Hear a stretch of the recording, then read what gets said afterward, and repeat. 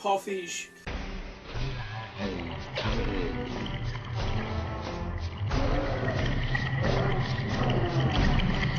Well, it doesn't look that bad. The new Ghostbusters movie.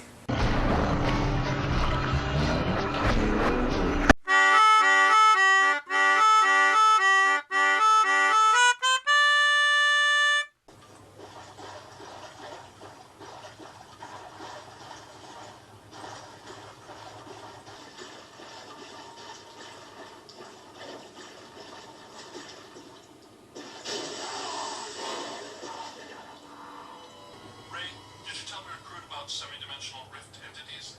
This type of highly agitated environment is a likely manifestation. I think everybody's right. This is a really good new Ghostbusters. Chris? You know this isn't the new Ghostbusters that everyone's been talking about, right? But it's a video game. They haven't made a video game before. No, there's a new one. It's a movie starring all girls. Why?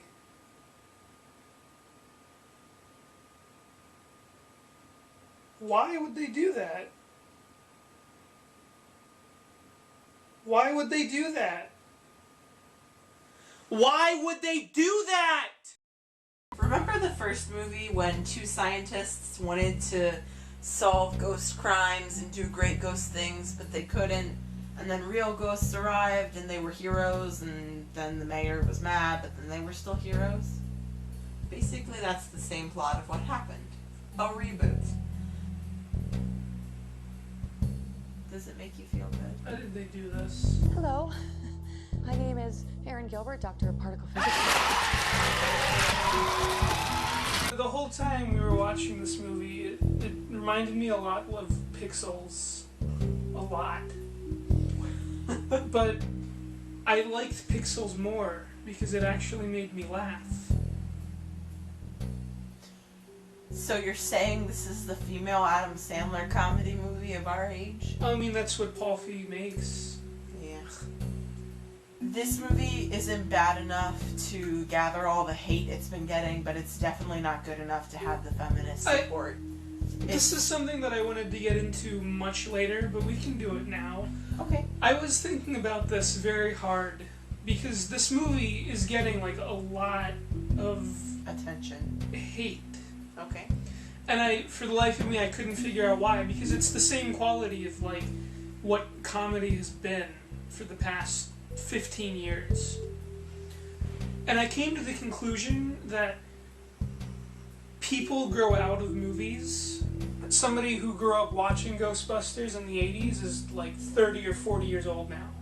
And they don't really keep up with movies other than like Star Wars, the big ones. And Ghostbusters is a name that every single person recognizes. So when they watched the trailer, they were like, what is this? They've been left out of the loop for so long that they didn't see how bad comedy has gotten. So they saw this trailer and they were like, this is awful. And then they turned it into this huge sexist shit show, and now we have what we got. So what you're saying is they weren't paying attention to movies like Pixels and Spy. They had no idea any of this was going on the whole time. Because this was just like a really mediocre movie. It wasn't that bad. It also wasn't good. It like right dead center in the middle of the spectrum, and those are the kind of movies that we hate the most, because good movies are good, and bad movies can be funny how bad they are, and stuff in the middle is just boring, and you're gonna forget it in a day. This movie was boring. It really was. It was like a corporate-made commercial to sell Ghostbusters again, and they didn't need to do that. They just needed to make a sequel, and it would have made millions of dollars. I think you and I both agree. We both really liked Leslie Jones in this. She was pretty funny. I think she was the best part and the only good part of the movie. And she didn't even make me laugh. I was just like chuckling at her antics.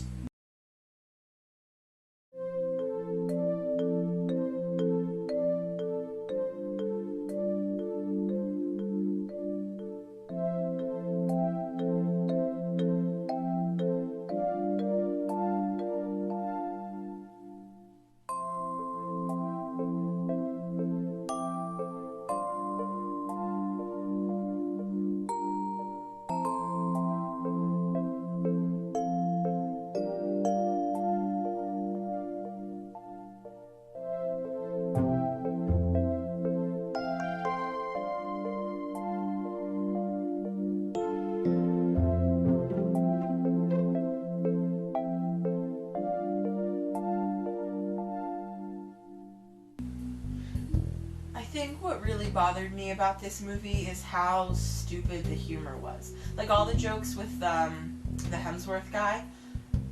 It was like a 5-year-old's TV show where he's like, where's my hat? I can't find it. You know where it is? Oh, it's on my head. Like it was that noise was so loud. It was like Mickey Mouse Clubhouse where it's like, do you get the joke, everybody? It was so it was so dumbed down. It was like one of the bad Adam Sandler movies. The ones that are like designed for an 8-year-old. And they're good for an 8-year-old, but then you're just stuck watching it and you don't care about anything. What the biggest problem I had with this movie is how not original it was. In which ways? Like, everything about this movie has already been done in this series. The only thing they did was change the way things look, like the PKE meter, which looks like one of those electric things that you like push your hand against now. Or like they changed the way the Ecto-1 looks. There wasn't any original thought put into this movie. Like, that's not true. I did like the fault lines. They were like paranormal fault lines that the villain was setting up these ion bombs to like create a greater magnitude of paranormal activity. But the point is that I know for a fact is not something that Paul Feig or Katie Dippold would come up with. Someone else. That's clearly came from Dan Aykroyd.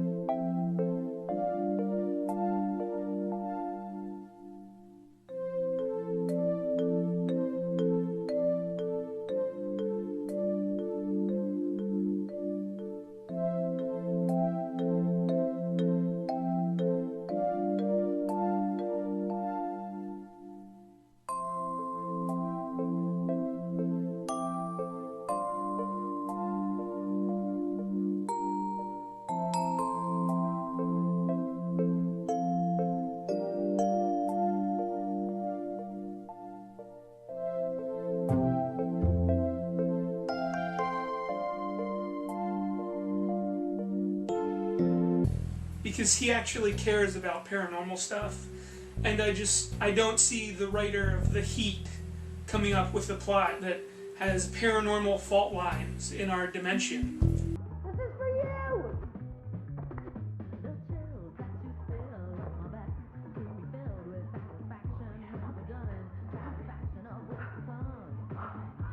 Sex walk! Look at And I did like the part where the villain turned into the logo at the end, like the cartoon part. But that was such a brief moment that it didn't save the movie. What What was the villain's motive again? I don't even remember. He was bullied all his life. So Oh, now good. he's the bully. They couldn't have done a worse job with him. He seemed like a villain out of like a... The Mickey Mouse Clubhouse? No, out of like a... out of like Johnny Test or something. Okay. Where they just need like this really basic villain that little children can see and say, oh, that's the bad guy. How did you feel about the cameos? I hated Bill Murray's cameo a lot. There's not really much to say about Ernie Hudson's cameo. He just came in and was like, hey, where's my hearse? I didn't like Annie Potts' cameo because it was stupid and it was like... You remember her from the other movie? No, I think Sigourney Weaver's cameo was the worst one. What was hers again? She was Kate McKinnon's mother in the credits. Oh, gosh. Only boys need warning lights. I really liked Dan Aykroyd's cameo, though. Yeah, I liked it a lot. Good. I thought out of all of them, it like fit into the movie the most. It didn't just like... He didn't show up to show up. It was just like a moment in the movie that happened to this character. I'm not going to ever be able to get over it that this is a remake. This didn't need to be a remake. Instead of like a bad sequel, we got a shitty rehash of something that a lot of people love. And that was a bad idea. I really don't like... I didn't think the Ghostbusters were very lovable. Like, No. all the characters in the original one, they're all, like, I don't want to say quirky, but... You know who they are the Yes. second they do anything.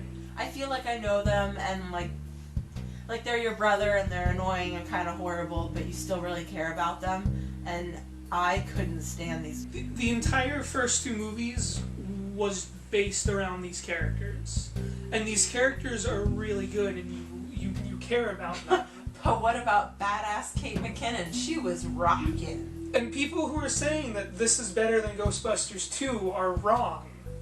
They're so wrong. Ghostbusters 2 might be the same plot structure as the first movie, but it's not as funny, but it's better than this. The characters are still there, and they're doing new things, and that's really all I want out of a sequel to Ghostbusters. I just want more of the characters doing new things, and there weren't any sort of character moments in this movie, other than when Kristen Wiig was talking about how her dead mother was raising her, which was definitely stolen from the Max Landis version of Ghostbusters 3.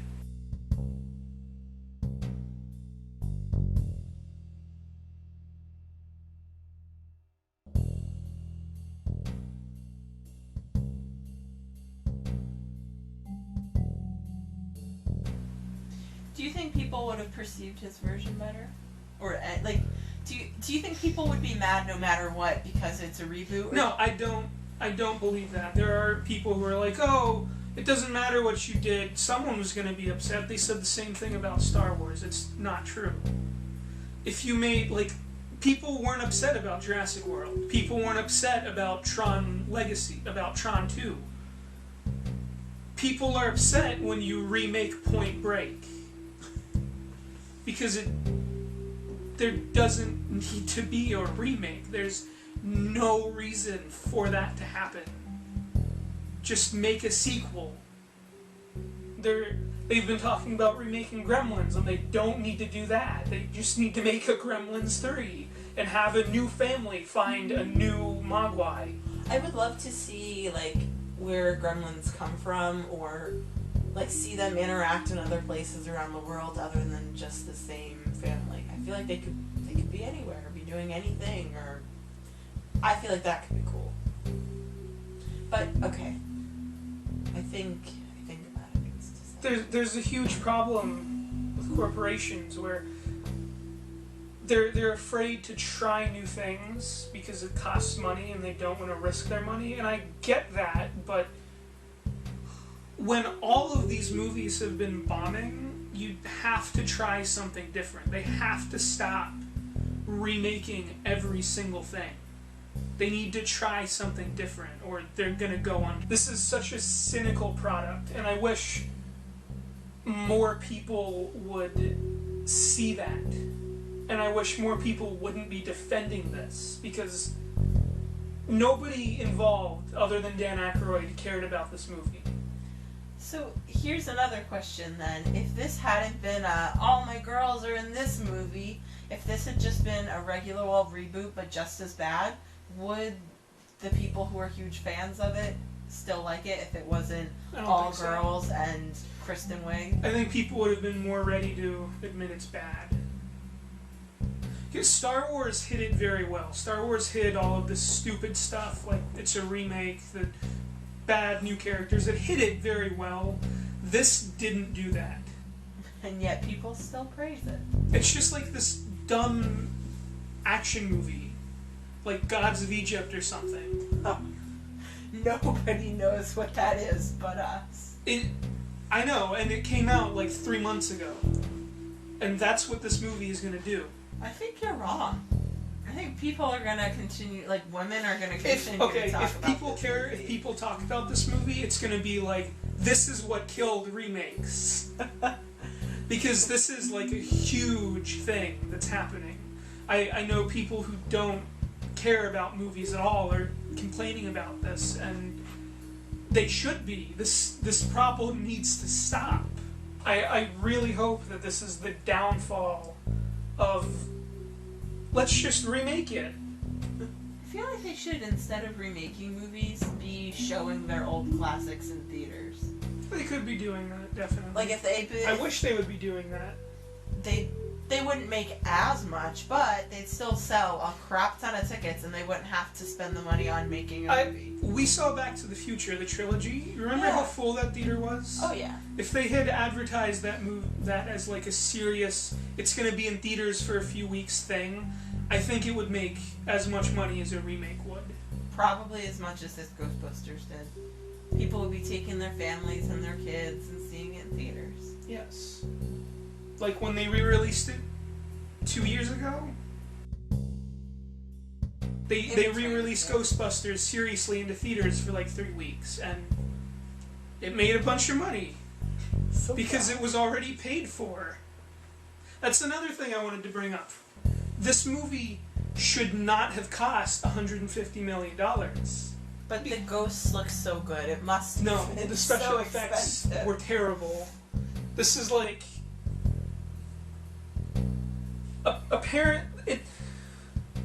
I have this problem with budgets. Like, after seeing Kick-Ass being made for $80 million,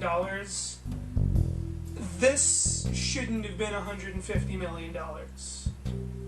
This could have been like 70 or 80 million. And that makes sense when you look at the IMDb trivia, where it says there's a 4-hour version of this movie. So they just blew half of their budget on... The part we didn't even see. Yes, on stuff that wasn't even that important. Why a 4-hour version? Paul Feig is really bad at editing. Oh. Like, really bad at cutting unnecessary things. And that really ruins the pacing of his other movies. So that's probably why there's a 4-hour version of this movie. Not because it's actually better. Do you want to talk at all about your Bond theory?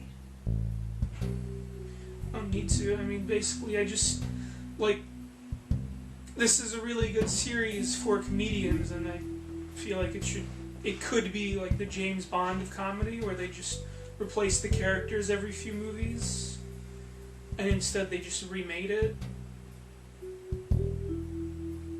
Whatever.